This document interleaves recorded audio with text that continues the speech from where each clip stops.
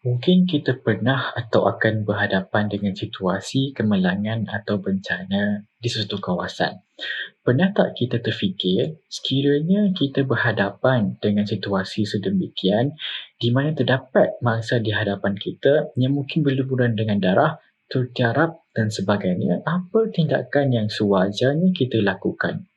Jadi hari ini saya akan kongsikan kepada anda semua apa yang telah saya belajar dalam Sabteras Bencana Rela untuk menghadapi situasi seperti itu. Pertama sekali, apa yang kita perlu lakukan ialah berusaha untuk redakan panik dalam diri kita. Mungkin kita yang tidak biasa dengan situasi seperti itu mudah untuk rasa panik dan terkejut dan mungkin pelbagai emosi akan timbul dan bercampur baur.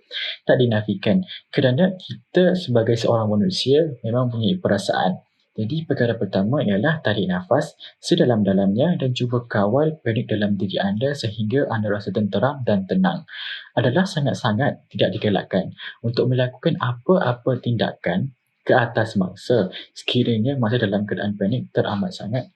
Kerana dikhawatiri dalam keadaan kita sedemikian, kita cenderung untuk melakukan tindakan yang bukan-bukan. Malah bukan sahaja akan membahayakan keadaan mangsa, tapi juga mungkin akan membahayakan diri kita sendiri. Padahal kita datang dengan niat yang elok untuk membantu mangsa, tapi akhirnya kita juga yang akan merasai kesakitannya. Seterusnya, sekiranya kita dah berjaya untuk mengawal panik dan dah tenteram, kita perlu pergi ke arah mangsa dan terus mulakan langkah 3C. Mungkin masih ramai yang tidak tahu apa itu langkah 3C. 3C adalah singkatan bagi check, call and care. Yang pertama, check. Ada dua perkara yang kita perlu cek dan periksa, iaitu yang pertama, keadaan atau situasi di tempat atau parameter insiden. Yang kedua adalah keadaan mangsa itu sendiri. Jadi, yang pertama tempat insiden. Perhatikan situasi yang membahayakan, mungkin terdapat tumpahan minyak, rumah runtuh, pokok tumbang atau haiwan berbisa dan sebagainya. Seterusnya, yang kedua, keadaan mangsa. Sekiranya mangsa dalam keadaan terterap, terentangkan mangsa. Kemudian cuba untuk sapa mangsa. Sapa maksudnya di sini ialah panggil mangsa sambil tepuk-tepuk bahunya. Sekiranya tiada respon daripada mangsa, periksa nadi dan pernafasan mangsa. Macam mana? Okey, pertama, dekatkan telinga anda ke rongga pernafasan mangsa iaitu hidung. Sambil itu, tengok bahagian dada mangsa. Perhatikan sama ada bunyi pernafasan atau tidak keluar daripada hidung mangsa dan juga adakah dada mangsa menunjukkan naik dan turun. Sekiranya tiada, maknanya mangsa tidak bernafas. Seterusnya, periksa nadi mangsa. Adakah ia berdenyut atau tidak? Sekiranya tidak, bermakna jantung mangsa tidak berdegup. Next, kita beralih kepada C yang kedua iaitu call. Arahkan sesiapa sahaja yang di samping anda untuk menelefon atau menghubungi talian kecemasan 999 atau mana-mana hospital yang terdekat. Beritahu situasi insiden dan situasi mangsa dengan terperinci supaya pasukan penyelamat dapat menyediakan kelengkapan pertolongan yang sewajarnya dan secukupnya.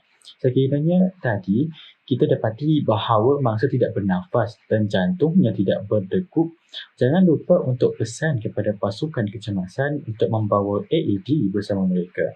Sekiranya kita berseorangan, kita sendirilah yang perlu menghubungi talian kecemasan. Dan akhir sekali, kita proceed kepada C yang ketiga iaitu care. Sekiranya mangsa memakai tali pinggang, gelang, jam tangan, necktie atau pakaian yang ketat, kita perlu buka semua aksesori tersebut dan kita perlu longgarkan pakaian mangsa. Raba-raba badan mangsa, perhatikan sekiranya ada benjolan, luka, patah atau tusukan benda-benda tajam di badan mangsa. Sekiranya terdapat pendarahan keluar daripada badan mangsa, apa yang perlu kita lakukan ialah hentikan pendarahan tersebut dengan menutup punca pendarahan menggunakan kain yang bersih yang boleh kita guna. Sekiranya terdapat tusukan seperti ganti kayu, tiang signboard dan sebagainya pada badan mangsa, ingat, jangan sesekali bertindak untuk mencabut benda tersebut. Biarkan sahaja sebab nanti pegawai perubatan dan pakar di hospital yang akan melakukan tugas tersebut. Sekiranya terdapat tubuh mangsa yang dipercayai patah, terkehil atau retak, kita perlu ikat bahagian tubuh mangsa itu dengan tubuhnya yang masih okey atau apa-apa objek keras dan panjang supaya dapat mengurangkan pergerakan bahagian tersebut bagi mengelakkan kecederaan yang lebih parah.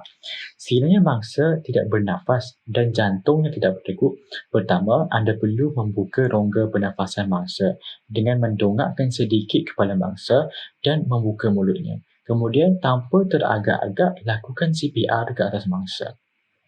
Jangan sesekali memindahkan mangsa kecuali sekiranya di tempat yang membahayakan seperti berdekatan dengan wayar elektrik yang hidup, kawasan tanah runtuh, rumah terbakar, terdapat gas beracun, tempat yang mudah meletup, tempat yang paras airnya akan naik dan sebagainya. Sekiranya perlu untuk memindahkan mangsa, gunakan kaedah seperti memapah, membawa atau drag untuk memindahkan mangsa. Gunakan stretcher sekiranya ada, bimbing di belakang anda, gunakan kaedah one-man assist, two-man assist, three-handed seat, four-handed seat, gunakan kerusi atau guna cadar dan selimut untuk memindahkan mangsa. Sekiranya anda telah selesai melakukan ketiga-tiga C, iaitu check, call and care, tunggu sehingga pasukan penyelamat tiba. Sentiasa berwaspada dengan keselamatan anda di samping anda sedang menyelamatkan nyawa orang lain.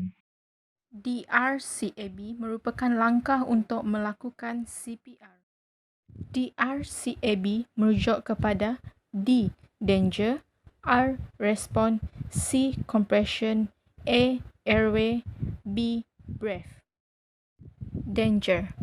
Pastikan kawasan sekitar adalah selamat bagi mangsa dan anda untuk melakukan CPR. Respond. Periksa tahap kesedaran mangsa. Tepuk bahu mangsa dan tanya, "Are you okay?" Compression. Lakukan 30 kali tekanan dada sekiranya mangsa tidak bernafas. Airway. Buka saluran pernafasan mangsa dengan mendongakkan kepala mangsa ke atas. Breath. Berikan 2 hembusan mulut ke mulut. Hai, Assalamualaikum. Hari ini saya ingin membincangkan tentang cara-cara sebenar melakukan CPR. Okey, yang pertama yang kita harus lakukan adalah dengan membaringkan mangsa seperti ini. Okey, yang kedua yang kita harus lakukan adalah dengan meletakkan pipi kita berhampiran dada mangsa dan di hidung mangsa untuk memastikan bahawa pesakit dalam keadaan sadar atau tidak sadar. Jika kita melakukan teknik CPR ini kepada mangsa yang sadar, akan menyebabkan masalah yang lebih teruk pada mangsa. Okey, yang ketiga yang kita harus lakukan adalah dengan jika pesakit tidak memberi sebarang respon juga, kita harus melakukan tangan seperti ini dan meletakkan tangan kita berhampiran tengah-tengah dada ini dan henjut sebanyak 30 kali. Okey, jika tidak memberi sebarang respon juga, kita harus menggunakan teknik angkat dagu dan dongak kepala dan menutup hidung mangsa dan memberi 2 pernafasan penuh kepada mangsa. Dan teknik ini kita harus melakukan sebanyak 5 set jika keadaan mangsa masih tidak sadar. Masuk set yang ke-6, kita harus menukar pasangan. Hal ini kerana untuk memastikan oksigen yang cukup pada pembuat CPR yang pertama tadi. Okey, kita harus bertukar-tukar pasangan dan membuat teknik tersebut sehingga bantuan tiba. Okey, jika keadaan mangsa sudah sadar, kita harus meletakkan mangsa seperti ini. Okey, itu saja saya ingin kongsikan. Semoga konten saya ini dapat beri manfaat kepada semua orang. Terima kasih.